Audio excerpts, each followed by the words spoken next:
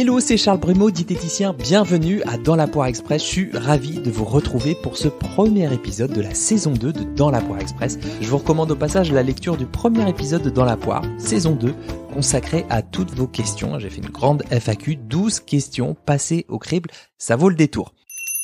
Aujourd'hui, je vais vous parler d'hypertension et même si c'est un Dans la Poire Express, je vous conseille vivement d'écouter jusqu'au bout parce que ça vous concerne, même si vous êtes jeune. Le 17 mai dernier, c'était la journée mondiale de l'hypertension artérielle. C'est une cause de mortalité reconnue dans le monde, mais encore trop peu ou trop tardivement détectée chez les personnes qui en souffrent. Alors, l'hypertension artérielle, c'est la maladie chronique la plus fréquente en France.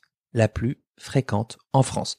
Faut savoir qu'un adulte sur 3 est concerné. Selon une récente étude, il y aurait 14,4 millions de Français hypertendus et seulement 7,6 millions de malades traités. Une large majorité de ces hypertendus traités, donc environ 70%, ont plus de 60 ans. Mais il reste aussi 6,8 millions de la population de plus de 35 ans qui sont hypertendus mais qui n'ont pas été dépistés ou ne sont pas suivis. Donc ça commence à faire du monde. Alors concrètement, qu'est-ce que c'est l'hypertension ? On dit aussi HTA. Alors je vais essayer de vous expliquer. Dans notre corps, on a des artères qui sont les vaisseaux sanguins qui conduisent le sang du cœur vers les organes.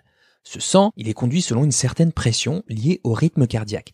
La tension artérielle, elle correspond à la pression du sang sur la paroi de ces artères. Quand le cœur se contracte, la pression elle est à son maximum. C'est ce qu'on appelle la pression systolique. C'est le premier chiffre qui s'affiche sur le tensiomètre. Quand le cœur se relâche, la pression est au plus bas, c'est la pression diastolique.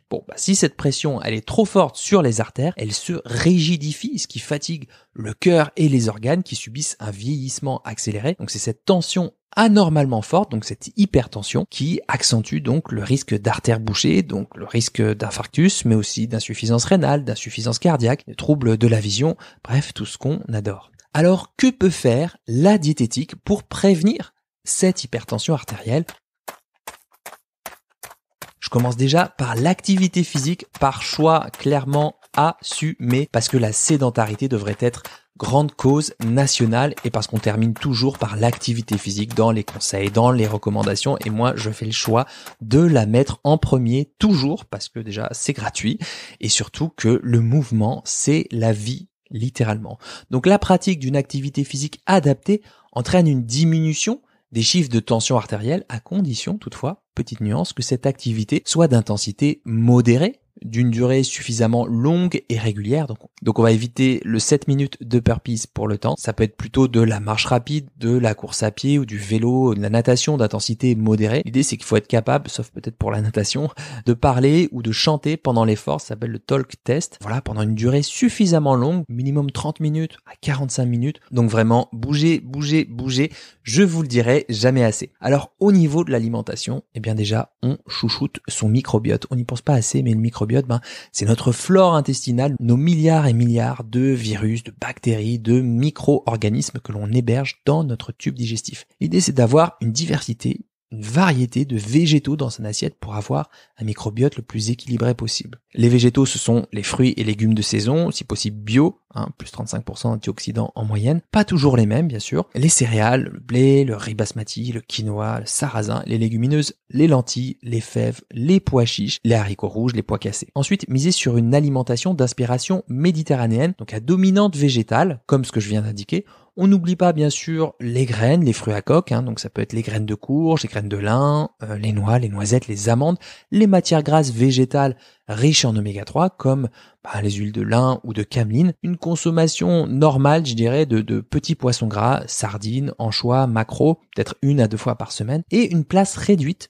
pour les produits animaux, notamment la viande rouge et les aliments très transformés. Ensuite, bien sûr, réduire sa consommation de sel, donc mollo sur les quantités de pain, la fréquence de consommation des charcuteries, des fromages comme le parmesan, le cantal, la feta, le roquefort, les chips bien sûr, les biscuits apéritifs, les olives, les viennoiseries et les plats tout faits qui, même si les industriels ont fait des efforts, contiennent encore des quantités de sel importantes. Donc l'idée c'est pas d'interdit, mais moins souvent et pas forcément se resservir 3-4 fois. On dit que 5 à 6 grammes par jour ce serait chouette. Donc Pour info, 1 gramme de sel, ça correspond à une belle rondelle de saucisson ou une tranche de jambon blanc, un tiers de sandwich ou une part de pizza, un bol de soupe, une poignée de biscuits apéritifs ou de chips ou à peu près 5 olives, et c'est un tiers de baguette. Donc voilà, ça c'était pour vous donner un petit peu une idée. Puis si vous voulez donner du goût aux aliments, pensez aux épices, pensez aussi à certaines racines comme le gingembre, le curcuma, le citron bien sûr, les aromates comme le persil, la coriandre, le basilic, le thym, bien évidemment. Bon, le tabac, évidemment, on zappe, et pas seulement pour l'hypertension artérielle. Effectivement, on pense au tabac tout de suite pour le cancer, alors que 25% des décès liés au tabagisme sont des décès d'origine cardiovasculaire, et même plus de 30% chez les femmes. Donc il faut savoir que le tabac augmente à court terme la pression artérielle pendant environ 30 minutes, et à long terme, le tabac conduit à une détérioration des artères, d'autant plus rapide s'il est associé à un autre risque cardiovasculaire, donc c'est pas oufissime. Café et alcool, vraiment avec modération, avec si possible des jours où l'on consomme pas d'alcool. Alors il y a une idée reçue, même si boire du café peut augmenter légèrement la tension artérielle à court terme pendant environ 3 heures, on le ressent clairement. La présence des antioxydants dans le café semble au contraire jouer un effet favorable sur la tension artérielle à long terme. Donc la bonne dose, c'est jusqu'à 3 cafés par jour maximum. C'est la quantité qu'on retrouve souvent dans les études qui prouve qu'il y a un effet bénéfique pour la santé.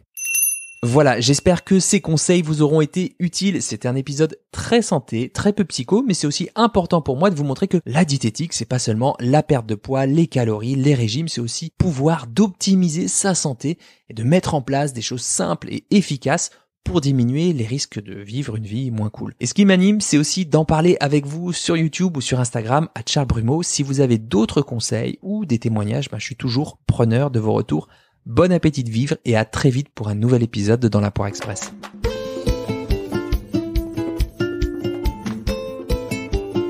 Si vous avez appris au moins une seule chose dans cet épisode, le meilleur moyen pour soutenir mon travail et m'aider à faire connaître Dans la Poire, c'est de le partager.